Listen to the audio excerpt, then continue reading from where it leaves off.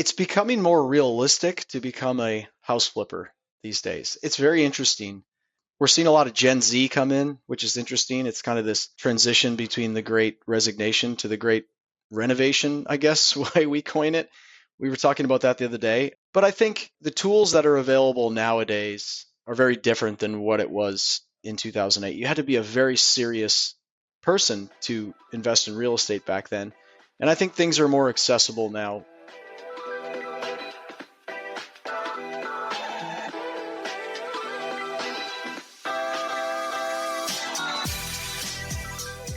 Hey folks, this is Clayton Collins, your host for the Housing News podcast.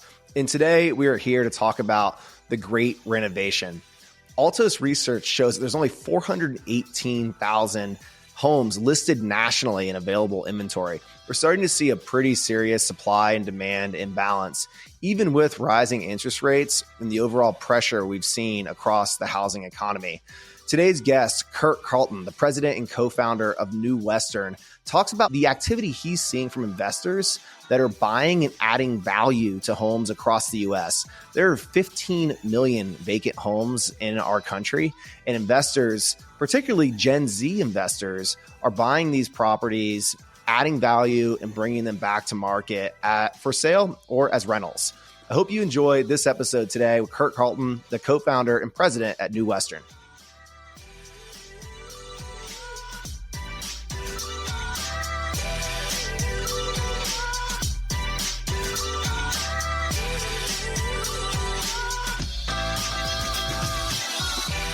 So Kurt, as we were prepping for this episode, we've talked a lot about how the real estate industry has changed a lot. Like, we know we operate in a cyclical market. We saw this massive run up in interest in real estate in the second half of 2020 and 2021, the first half of 2022.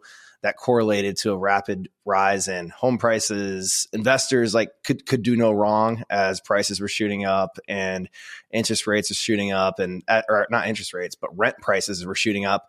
But ultimately, as markets change, we see a lot of real estate participants pivot and try new models, and that's not what you've done at New Western. So give us a little glimpse into how the strategy that you've been narrowly focused on for so long. Narrowly focused, I think that's a good way to put it. We started in 2008, and I think these last 2 years, I think leading up to, for those of us that went through 2008 and did all that, I think leading up to these last few years, everybody was saying, hey, this is going to end, this is going to end, this is going to end. And I think these last 2 years are where everyone forgot, hey, this is going to end. And that's typically how these things go, right? And it got a little crazy. With everything, but we've kept clarity of purpose. We've continued to do what we set out to do. We started in 2008, so I think we're more of a product of circumstance versus design. Like, we weren't designing this business in a Stanford, back room or anything like that. We looked at 2008 and the world was changing. We didn't seek to change it, and we built a business around that. And I think a lot of the good habits that we deploy today are a result of being in that environment. Certainly, the transaction system that we've built it was built in that environment, and it survives today as a result. So I think it's been good for us.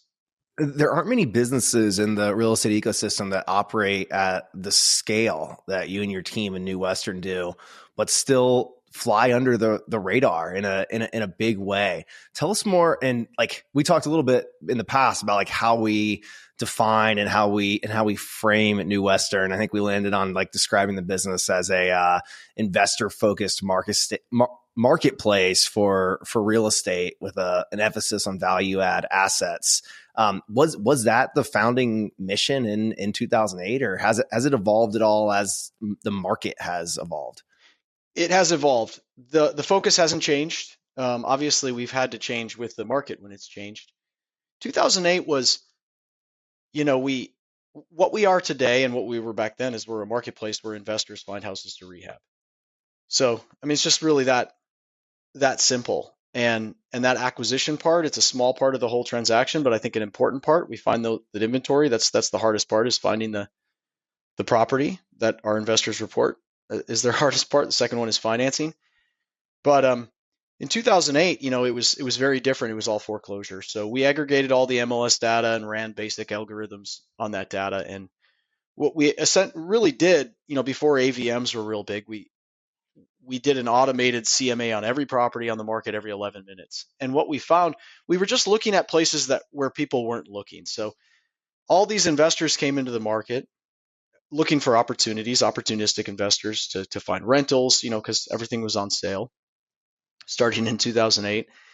But the realtors didn't really understand how to work with this client. They were still learning that. So there was a bit of a product market fit, and we filled that gap. So an investor could come off a project, come to us, and they could get their next deal, and they could walk right into it and buy it in a day. They didn't have to drive around and make bids and do all these things that they did with real estate agents. And the way we found the assets is where the agents were looking at all this REO property, and they were looking at, on their what's called the hot sheets, is when new properties come, price drops, things like that. We were just looking at the comps. So I've always said an AVM justifies the value, it doesn't determine it. So whenever 3 properties would sell that were, the foreclosures were 30, 40 grand, the new houses were 100. Whenever $300,000 houses would sell, we could justify the value of all those other houses in that neighborhood.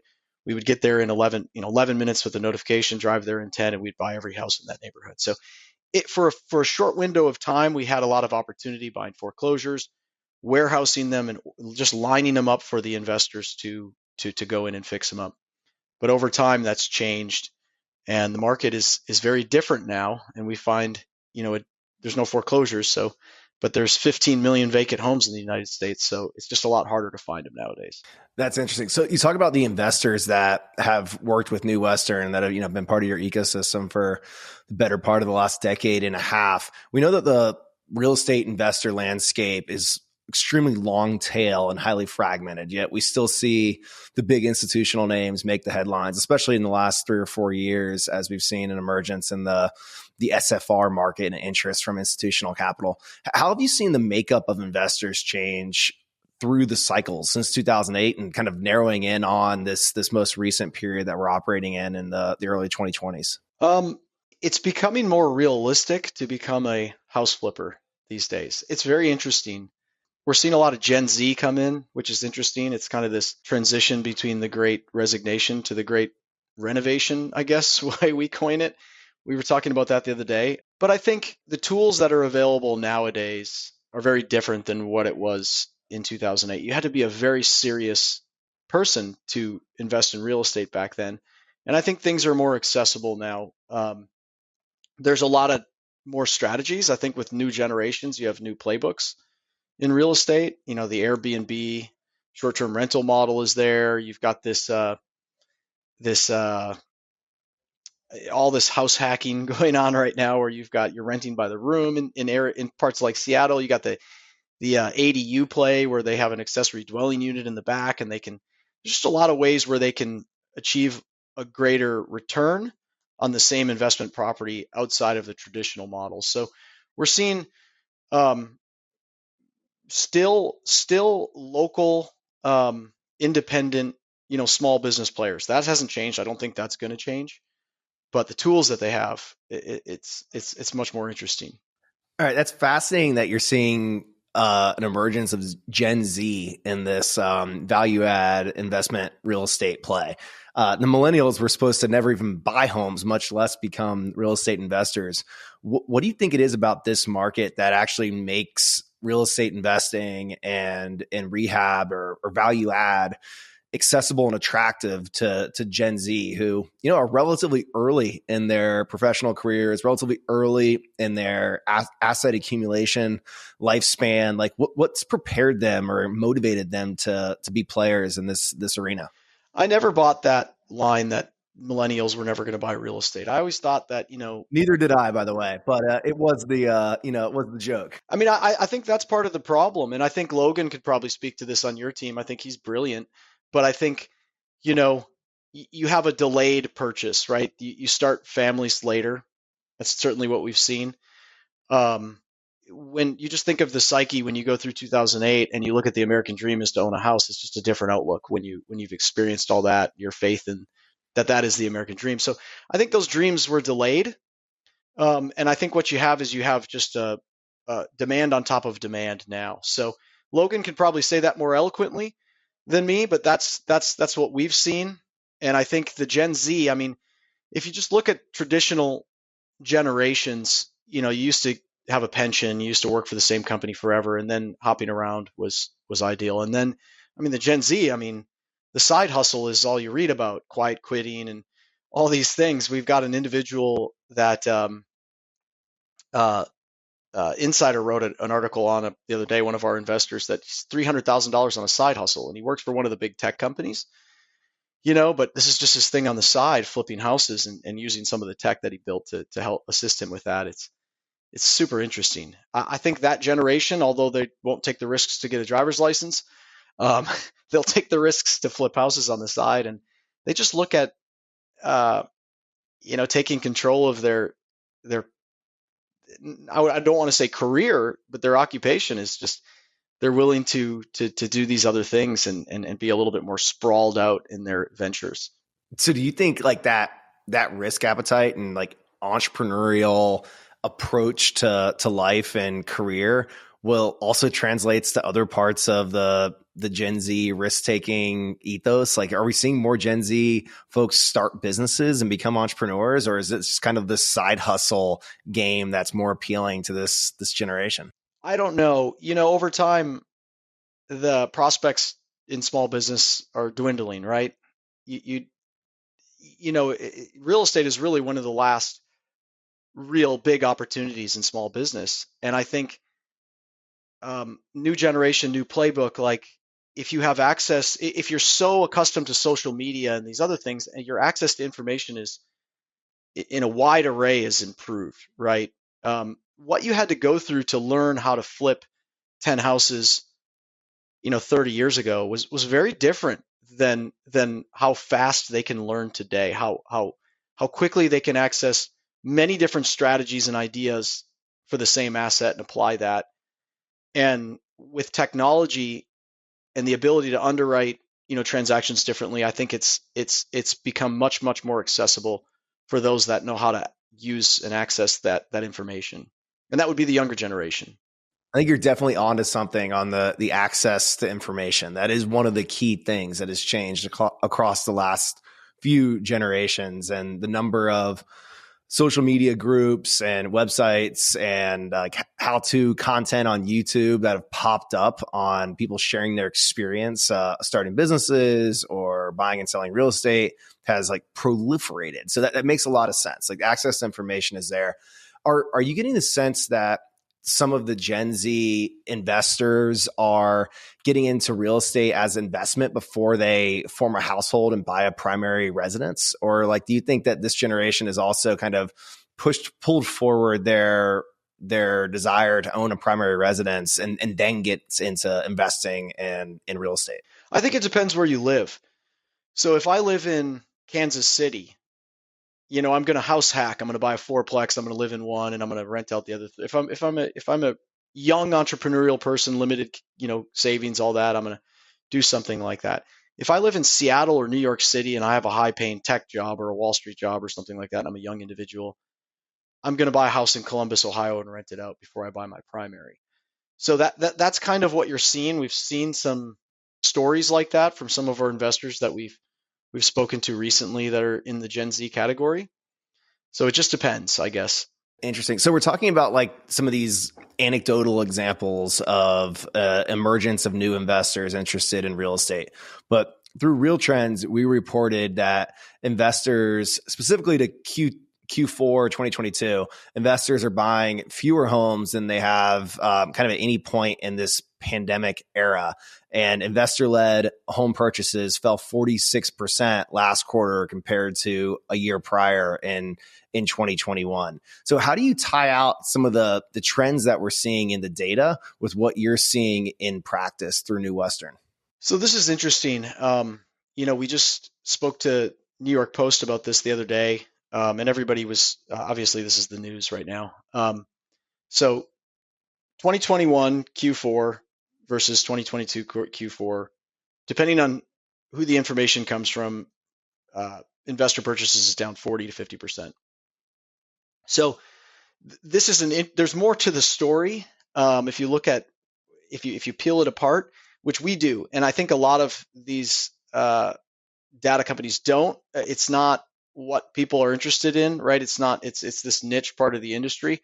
Um, and if you look at the context, there is that there was such a big uptick, and that was the news. Q4 2021 was how much of the transactions that were happening were investors.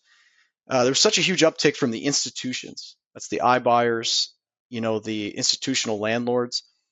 That just really dropped off last quarter. So you'll see iBuyers and institutional purchases down 80% year over year for that quarter. So that whole segment of the industry just dropped off a cliff.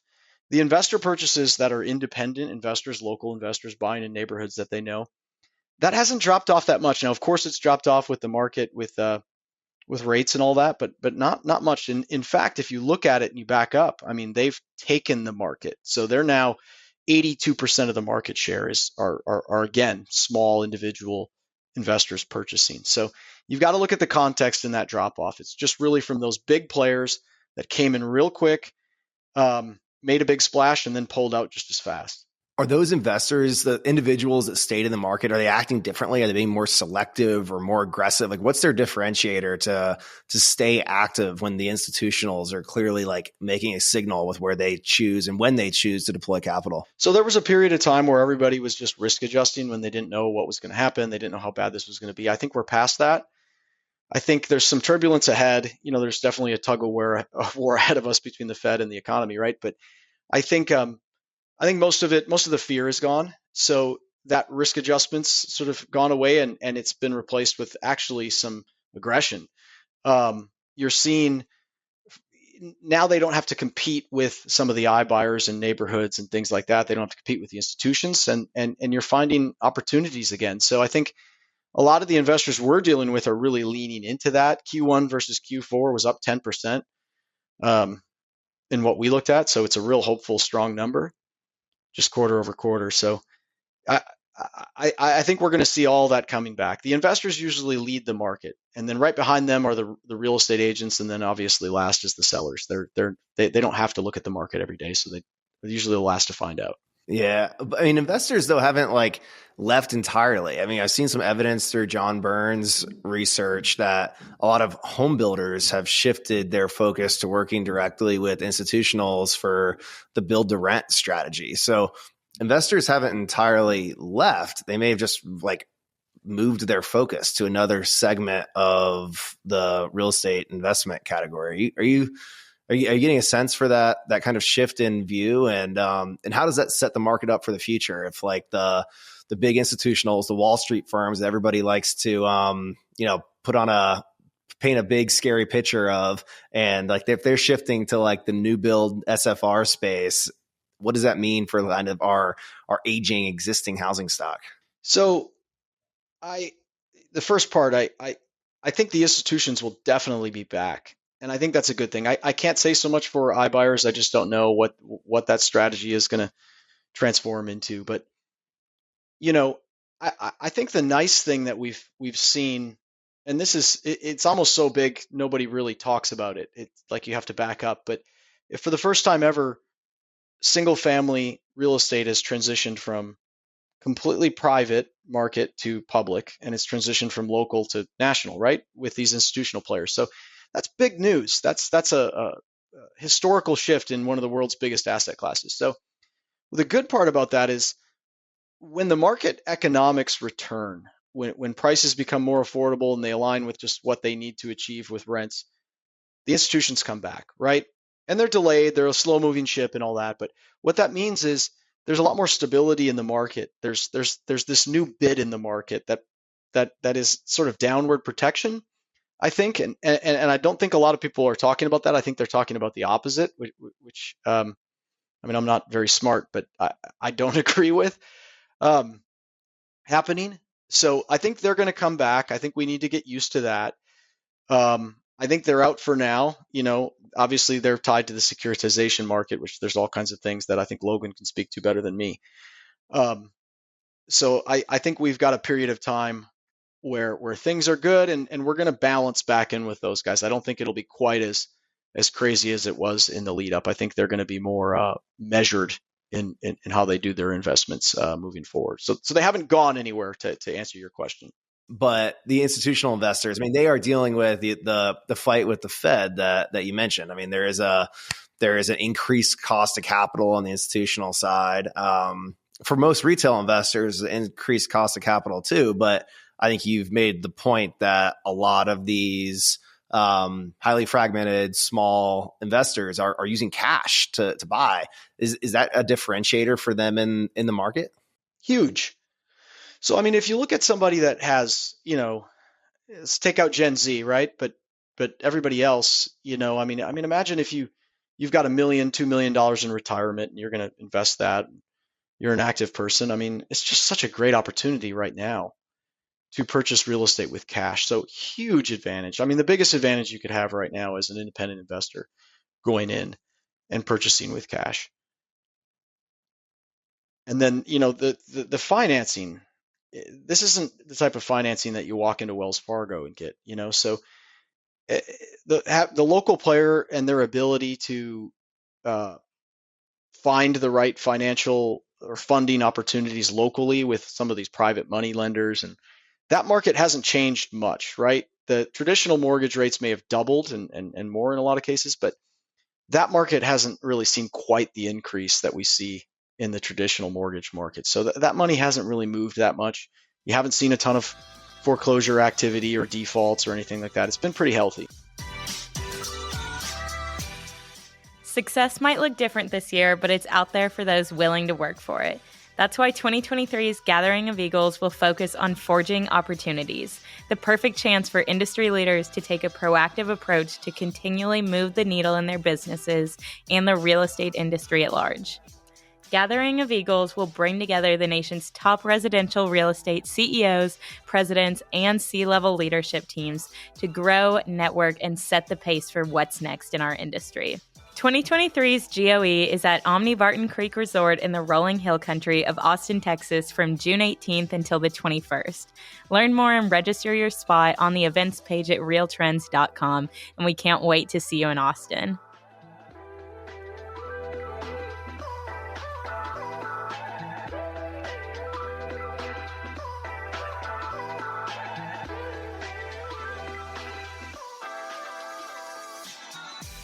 What do you think's controlled pricing in the private lending market? Like, why haven't private lenders risk adjusted upward from where they were, 6-12 months ago? I think people, if you read the headlines of mainstream news and all that, everybody thinks the world is falling in real estate. But I think everybody that is a professional understands the demand structure that's there, the lack of inventory that is really irreparable at this point in the short term. So I think everybody's pretty buoyant on real estate. And I think these returns that these smaller funds were generally commanding in the 8 to 9, 10% rate if they're a levered fund. That's pretty good money. It's pretty happy return right now. They didn't really need to move things. They're not tied to this giant mortgage bond market, right? So they can increase things opportunistically a little because they think they can, and they can still get a good return, and this investor's still happy and it works. So I think the dynamics that have pushed rates up haven't really affected those guys. Those investments or those vehicles seem to be a little bit more isolated from the general market. Yeah. Okay. That makes sense. So coming back to housing stock. So earlier, I think did you share a number that there's 15 million vacant properties in the U.S.? Was that the right metric? That is, and that's from the last census. And that is a number. It's a big number. Now, some of those houses are Airbnbs. Some of them are second homes. A lot of them are vacant homes that are unlivable. They're uninhabitable. They need to be repaired. And those are the ones we focus on. But it's an interesting dynamic right now where we're missing 5 million homes. Now, that number's debatable too, right? But it's a big number. We've had a lot more. Yeah, I mean, our Altos data is showing that we have 400,000 available single family homes listed in the U.S. right now, which is just insanely low. It makes sense though. when you come off historically low rates, right, from COVID, 85% of the mortgages have a rate of, sub 5% out there. So if you think about that, and I think something like 40% or sub 3 or something like that. So it's just, if you think about who's going to trade their house, get less house for double the rate, it doesn't. So if people aren't selling, traditional sellers aren't listing, they're not buying. You don't have the replacement buyer. So you just see this rapid, the market's just shrunk. It's just gotten a lot smaller, right? The dynamics are still kind of there. The demand is falling. You have a much healthier days on market right now, but it's expected when you see those numbers with where rates are. It's not really a surprise, I think. But the scale of individual investors buying uninhabited properties, particularly ones that aren't inhabitable in current condition, and bringing those back to market after value add or improvement could potentially be one of our bigger solves toward a inventory crisis. Does that feel like, is that the path that you see investors taking, or do you see more investors in the value add game improving and then going into the rental market for rental income? Well, I think, this whole, is it available for somebody to buy or is it a rental? I mean, people need houses to rent too, right? That's a huge need we have. So, I'm kind of agnostic on which problem we're going to solve, right? So, but when you look at what are you going to do to solve the inventory crisis, right? And the builders aren't going to come marching in, with this huge oversupply. I don't think you're going to solve it with ADUs in Seattle or these zoning challenges. Now, they certainly help, but I think if you have 15 million vacant homes, a big subset of them are uninhabitable, and they're very challenging to find and identify. It's just work at the end of the day. So if we can find that inventory, we can reposition it to be a net plus one unit, whether it's a rental or a home for someone to move into. I think it's hugely beneficial. And if you think about like infrastructure challenges for our country, you think about highways, you think about bridges, you think about this, you don't usually think about houses, right? So we have this infrastructure issue right now, this affordability challenge, but also this inventory challenge, which is driving the affordability challenge, in my opinion.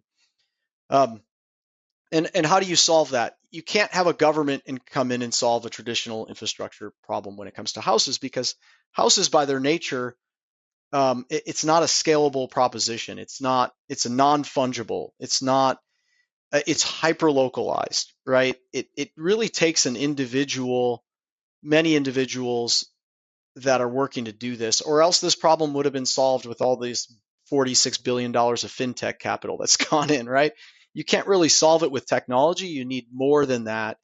You need people on the ground. You need people that understand the neighborhoods. You need all these things. This is what we've slowly been building up to solve this problem. And if you look at our inventory, I can't speak for other people's inventory. We buy a house every 15 minutes, actually 13 minutes right now to be exact, that we reposition for a net plus one unit. And those houses are 31% more affordable than the medium home in price. So they're by nature defined as affordable housing. So I think, we can wait for all these, 3D printing to catch up and all these other ways to provide inventory, or we can just look at what we have and we can solve the problem that way. So, hug a flipper, I guess, if you see one out there. They're solving a lot of problems for us. One of the problems that I think a lot of homeowners and value add investors face over the last several years was labor and cost of materials and cost of improvement. Is that still a major hurdle for investors? Do they have access to their local foundation contractor and drywall guy and painter? And is that accessible labor at this point in the game?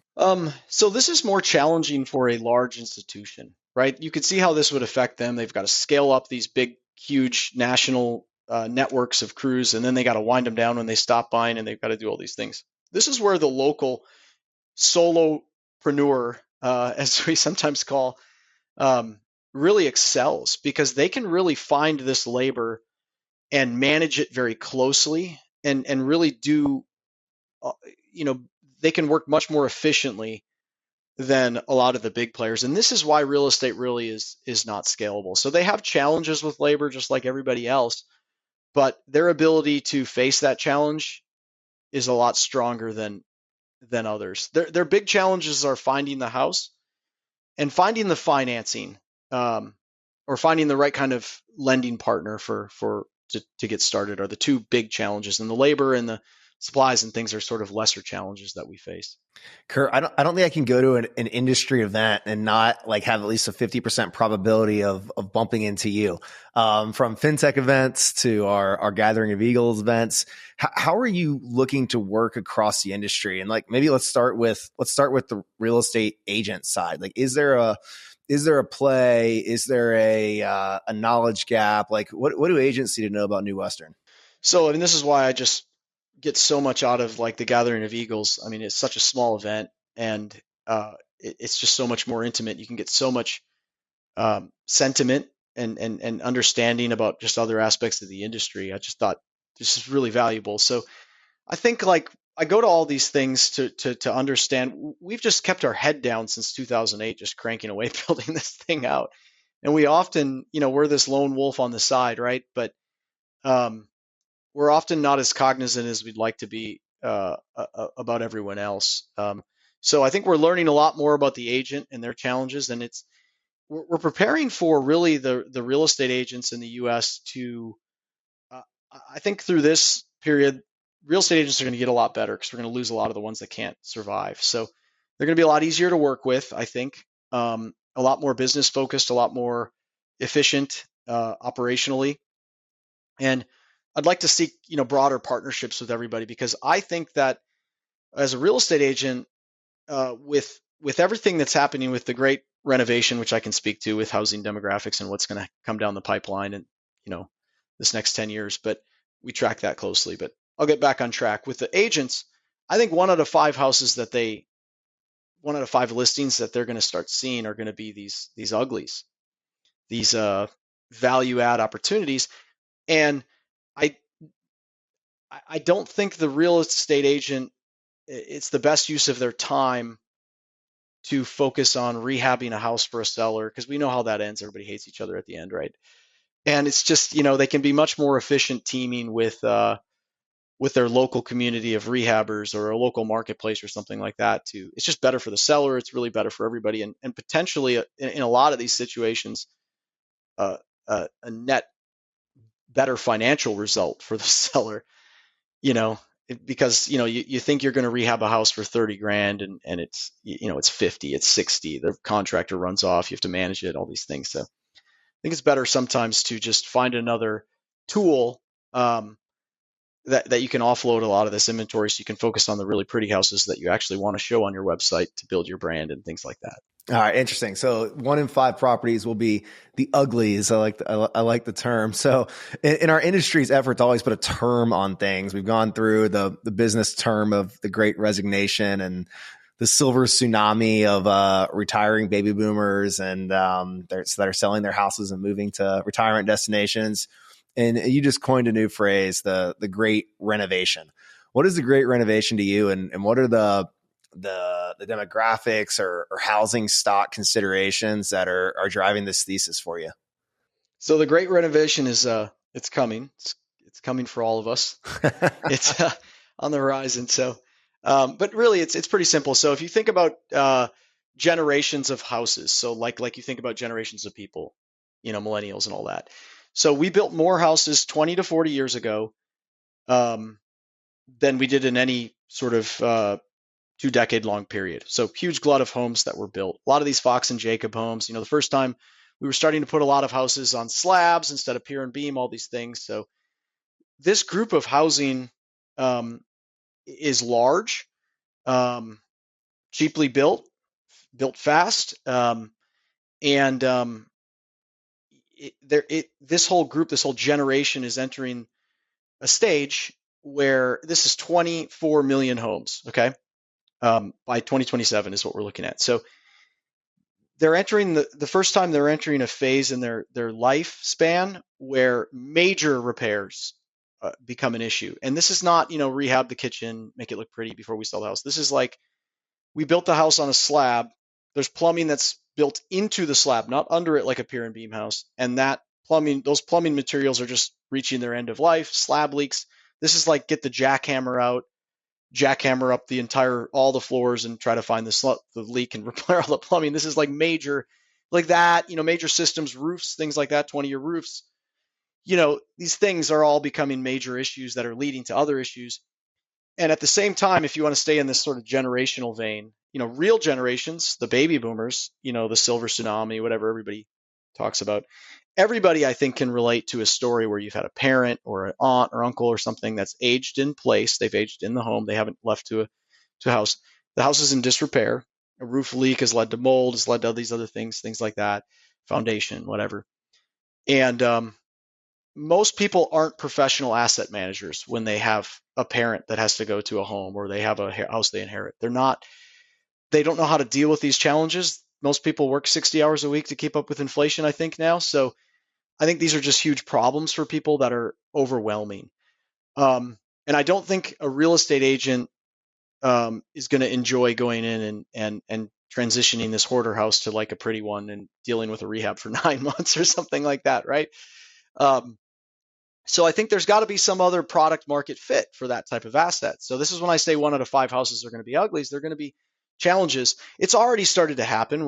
It's already happening. But I think with the way the market was, people were so desperate for any house, people would buy it. But I think you're going to have some really long days on market on some of these houses moving forward with this new market we're in. And if you're a smart agent, you should find a way to offload a better product market fit that's better for your seller for those types of things. And we got to prepare for all these houses to start coming online and how we're going to deal with them. That is the great renovation that we're pointing out. I think that smart agents will need a very analytical communication of the time value of money and the cost of renovation when sellers think like, hey, I'm going to take this ugly and make it a pretty, and we're going to sell it at retail price, move-in ready, turnkey, but not really taking into account the cost of holding onto a house for 6 to 9 months and the $20,000 in foundation issues and $15,000 in plumbing issues and $30,000 in roofing issues, and like what that adds up to in the cash outlay that'll be required to bring a home that hasn't been touched in 30 or 40 years and has a lot of deferred maintenance to something that is like market ready and that's going to move at ask. I think so. Yeah. I think, but I think it's more human than that. I think it's more about just like the day to day. You see these houses that we come across. I mean, there's people that have owned them for 2 years. And they've done nothing, and maybe it's in another state, but it's been procrastinated. They don't want to deal with it. So when I talk to somebody on Wall Street, they can't fathom the fact that somebody wouldn't just rehab this house and try to maximize the value and do all that. And it's just, they're not understanding the consumer, the homeowner really well on that human level where like, this person works 60 hours a week. They're just trying to get by. And this is not an opportunity. This is a problem. This is they're kind of frozen with how to deal with it, overwhelmed. And of these 15 million homes, it's crazy how many of them have just been sitting, and they've just put their head in the sand to it and just go back to their life because they don't want to deal with it, a home they've inherited or a home that there is an issue. Yeah. So, and it's usually when there's a code enforcement or issue or something like that, it re-energizes it, and then they want to handle the problem. So we talk about these 15 million vacant homes, but these are not all on the New Western platform today. So when you think about your biggest challenge of managing a marketplace where you need to match supply and demand and attract inventory and investors at the same time, what's the most challenging part of that for you? And where do you kind of place your energy to make sure you're building a marketplace where like supply and demand are as close to equilibrium as possible? Yeah, so it's always a challenge, and the market dictates a lot of it too, because obviously 2021 was very different than this year and previous years and things like that. We had the same bidding challenges. We worried about bid atrophy. It's good for the market to be really hot, but people need to feel like they're not wasting their time when they're looking as well. So it's a constant challenge to curate the marketplace and make sure the supply matches the demand and all these different things. And as the marketplace matures in each market, we have 165,000 investors or so on the marketplace that we communicate with almost daily. So we're always trying to figure out what everybody's looking for, what everybody's interested in. I am on your email list for my interest area in Texas. So I see the inventory and I know the communication.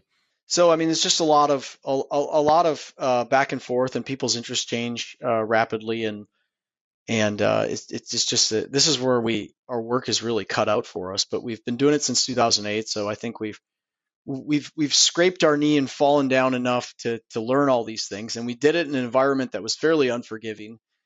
So they were great lessons to learn. And I think that's kind of been our edge. It's you've got to have a really strong centralized team. You've got to have a real strong data focus and analytics focus, all these things centrally, but you can never discount the decentralized team and their value and what they have to do in the field and what they have to gather. Because I think the way a lot of companies are looking at it right now is they think, top down, big tech and marketing kind of leads the show, but this business is not scalable in the sense that maybe delivering food or something like that, where you've got a high, fast feedback loop and you can learn and you can do all these things. It takes a long time, and there's a big investment, I think, in the field. So operational excellence is you have to live it, right? You have to have that grit in the field and that learning and that very quick feedback loop from the field, I think.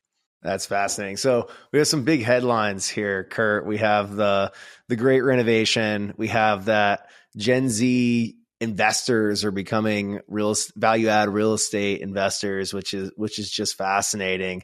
And we potentially have a solve to a lot of the inventory problems that we face at a national level, with 30 times the available inventory sitting out there in vacant properties. And yes, some of those might be investment properties or second homes or short-term rentals, but we do have housing inventory to meet a lot of the demand that we're seeing from today's demographics. I think so. I think it's all pretty positive.